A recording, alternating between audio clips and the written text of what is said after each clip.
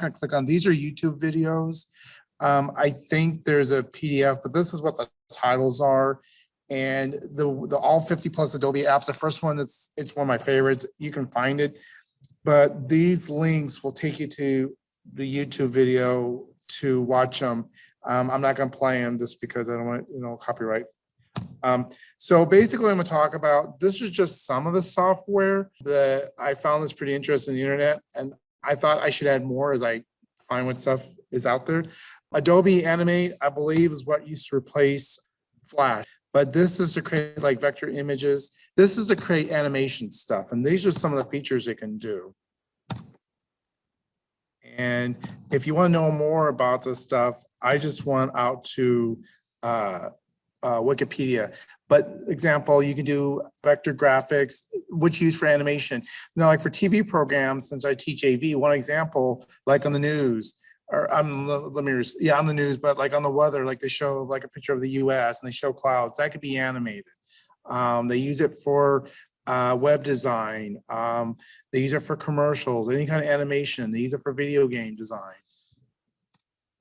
And this is supposed to be the current, I believe, icon for Adobe. I know they change it, but I believe that's the most current one. I try to get the current ones. Okay, this program is for creating music and design, sound effects. If you do any kind of like music editing, or like for sound, voiceover, any of those things, you can add to your video. It's to do multi-track, waveforms, and anything that does with sound. This is Adobe's app for that. Okay. That should be the current icon, I believe. Okay.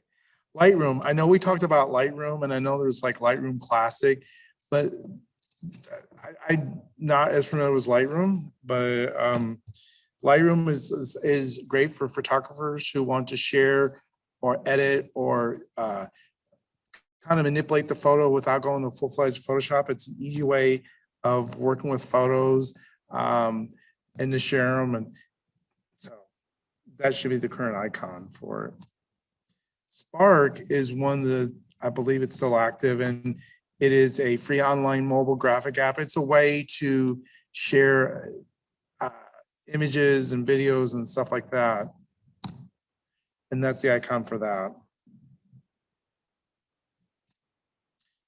Adobe XD is a vector design. It's a website wireframe.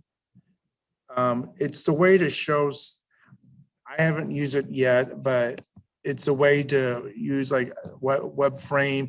It's kind of an idea to kind of put ideas together.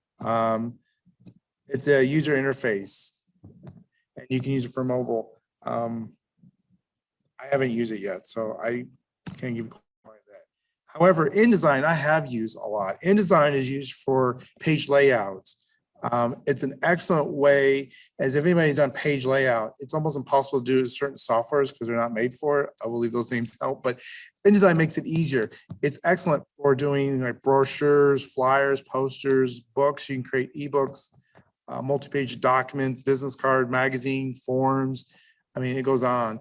InDesign is an excellent product. Photoshop, I imagine a lot of you are probably we've covered Raspberry-based items. It's for photo editing. Anything you want to create or manipulate in photos. You can do banner ads for the web, 3D. Some of the things I've done in the past for 3D, like we create like let's say example, like a box. We take a picture of a box, we put it in Photoshop, and then we create an image either with Photoshop or InDesign, and we make it like what it calls skin. You go around the box. So it looks three-dimensional, like for product design. It's easier to do that kind of thing. Product mock-ups. You could do basic motion graphics in it, and there's quite a bit more.